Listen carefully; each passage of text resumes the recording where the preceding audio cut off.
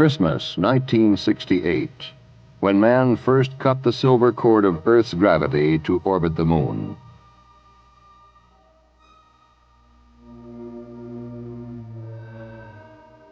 Saturn V had provided the power to take him there.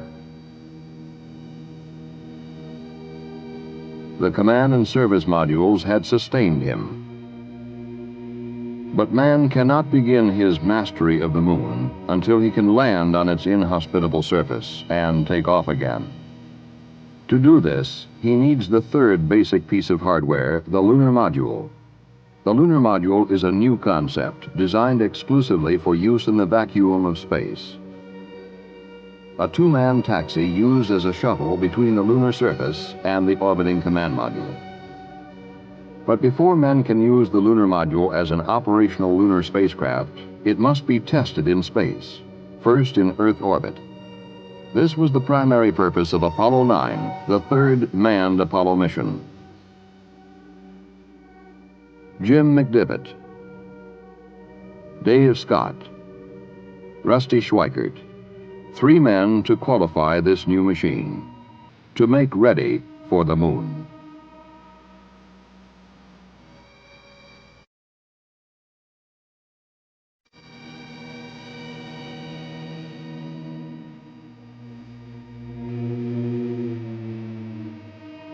This was the most complex system ever sent into space.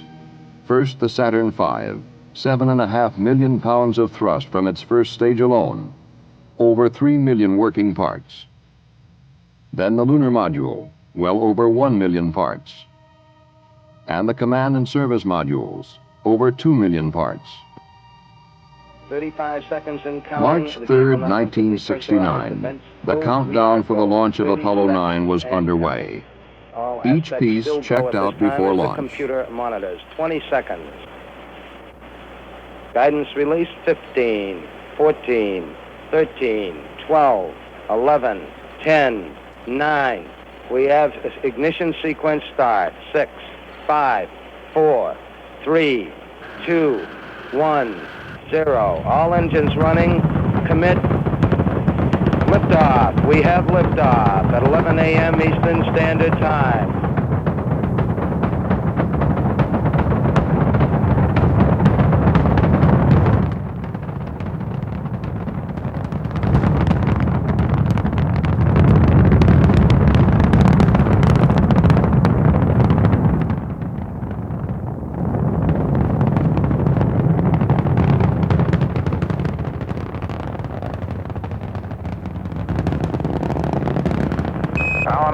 Go all the way. Everything looks good. Roger. And Apollo 9, it's 5 minutes. Everybody's happy as a clam here. Looking good. So are we. Very good. Once in orbit, the crew turned the command module around preparatory to the docking with the Lunar Module, which was still attached to the S-4B, the third stage of their launch vehicle. And this is Houston. Roger, it's out there, and we're turned around and proceeding with the station keeping it docking. Oh, tremendous, Apollo 9. Thank you.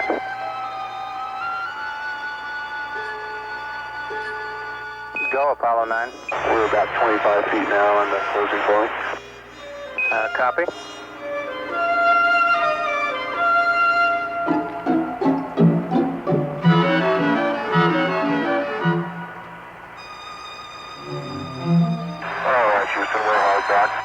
Apollo 9, understand hard dock. Good show. The next maneuver, to activate the springs which would eject the Lunar Module command module configuration from the S-4B. Apollo 9, you are go for ejection. Roger, go for ejection. Houston, Apollo 9. We've had a successful ejection, and we're presently separating very slowly from the S-4B. We've got them in sight out all the windows. Oh, sounds beautiful. Next, the S-4B engine would be ignited to send it away from Apollo 9, away from possible interference with their complex mission. Apollo 9, Houston. Looks like we're going to be right down his tailpipe. Ignition on the S-4B. It's on the way. It's just like a bright star disappearing in the distance. For the rest of the first and second days, Apollo 9 would fly in this configuration. 4 burns of the service propulsion system would optimize the orbit for the coming maneuvers.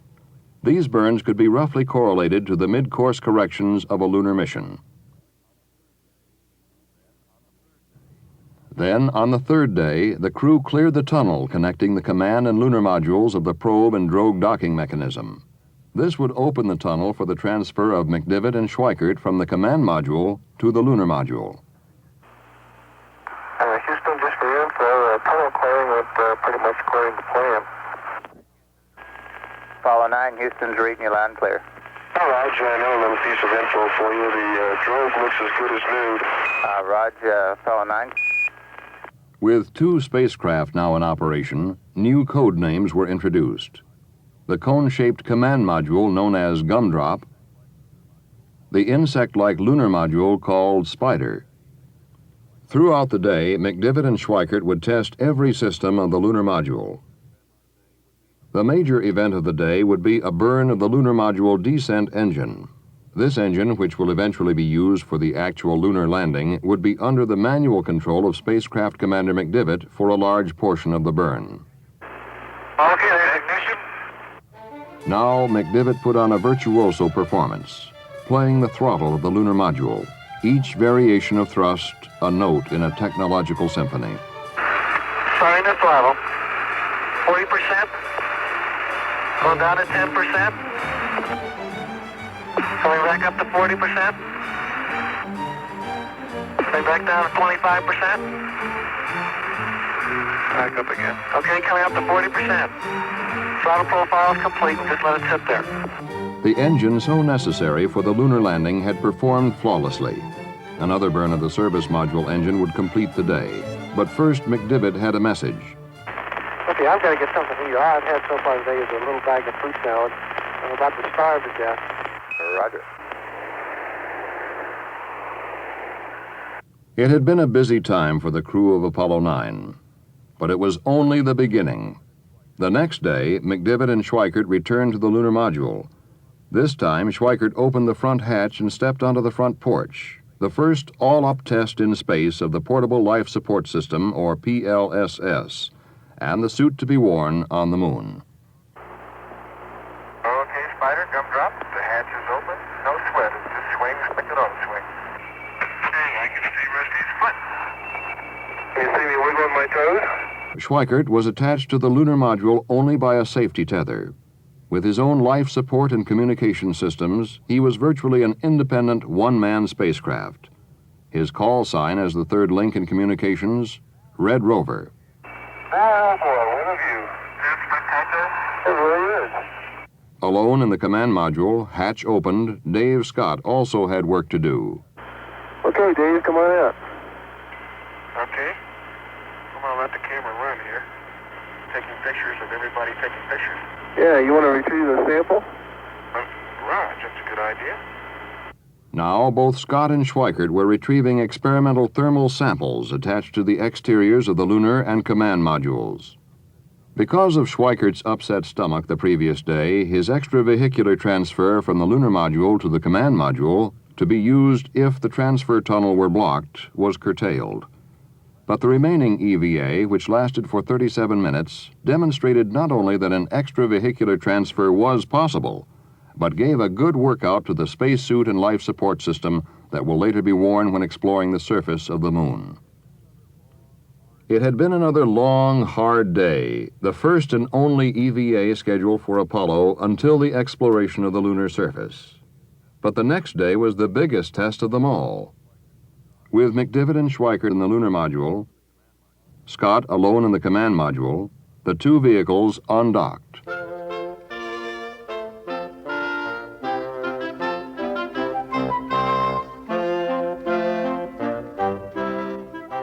Looking more an abstraction than a machine, the lunar module danced an inverted pirouette before its lone partner in space.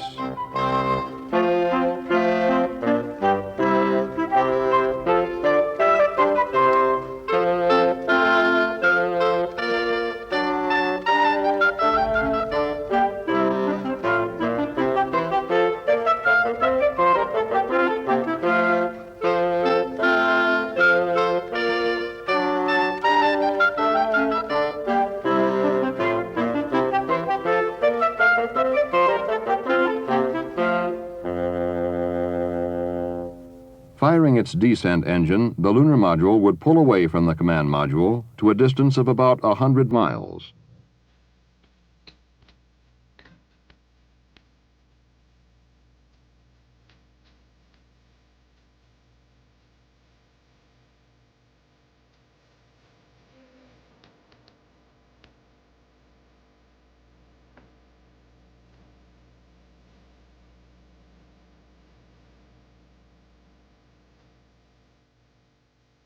Now, with the support of Mission Control, McDivitt and Schweickart would locate Scott alone in the command module and perform the critical rendezvous maneuvers, each burn representing a firing that would one day take men from the surface of the moon to the spacecraft, which would take them home again. 20 seconds. We have ignition. Burn looks good. It's a good burn, Dave. Oh, very good. Thank you. The lunar module had left its bulky four-legged descent stage in orbit. Now only the ascent stage and crew would return, each burn a step in a computerized choreography which would lead to the rendezvous. Oh,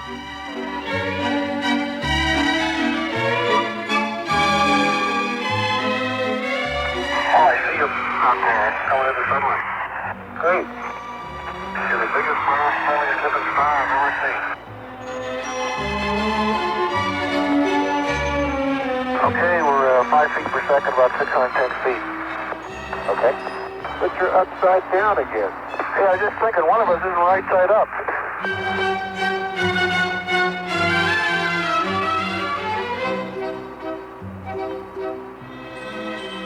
Okay, I have us about 370 feet. Okay. That's closer than that. You're done or so? How does that sports car handle, Jim? Pretty nice. In order to dock, McDivitt needed to use a sighting device on the lunar module docking window. However, the brilliance of the sunlight made using the sight difficult. Alone in the command module, Scott helped talk McDivitt in. Well, you're coming fine. Just keep coming easy like that. It's going to go forward to your right a little bit, relative to your body. Well, it's translation, but I can't tell what my attitude is, Dave. If I don't see it, well, there it is, there. Now you're coming in. Keep it coming. You're almost there. You're about there. I have capture. Really good.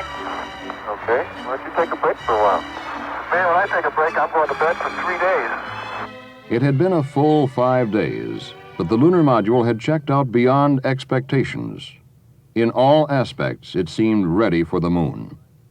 Now it was time to jettison the ascent stage of the lunar module to free the command module for the remainder of the mission.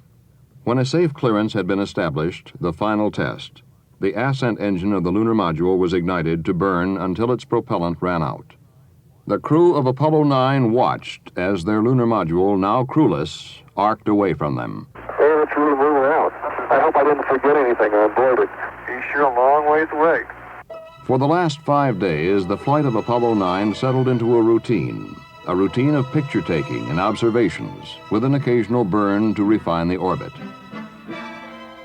But this routine was a look into the future, a future when manned orbiting space stations, operating in concert with unmanned scientific satellites, could examine the Earth from this vantage point.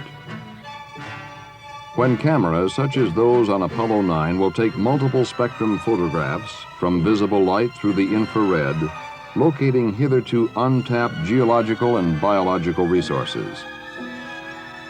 And perhaps even more important, when man can look at his world with a new perspective, quantitatively and qualitatively observe the results of his actions on the face of his world. For with the power man controls, he can change the nature of his planet. He can no longer think of unrelated occurrences. He must realize that he exists within the structure of Earth's planetary ecological system.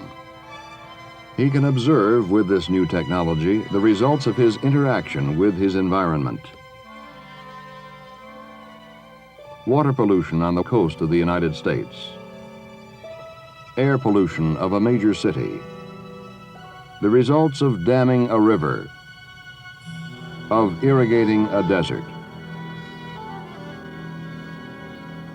But Apollo 9 was not an orbiting laboratory. It was the third manned mission of Apollo, and it was time to come down. The prime recovery area had been shifted several hundred miles because of weather conditions in the original recovery zone. With the appropriate changes made to its flight path, Apollo 9 made its final descent into the atmosphere. The crew took these pictures of the re-entry and opening of the parachutes.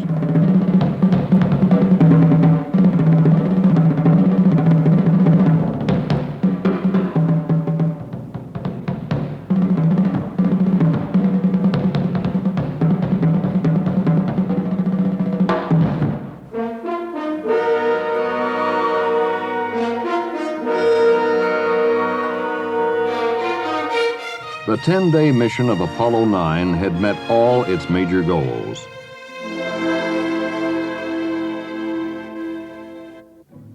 The ability to work and make a contingency transfer in the spacesuit and the PLSS had been proven. The capability of the Lunar Module to fulfill its vital role in the exploration of the Moon had been established.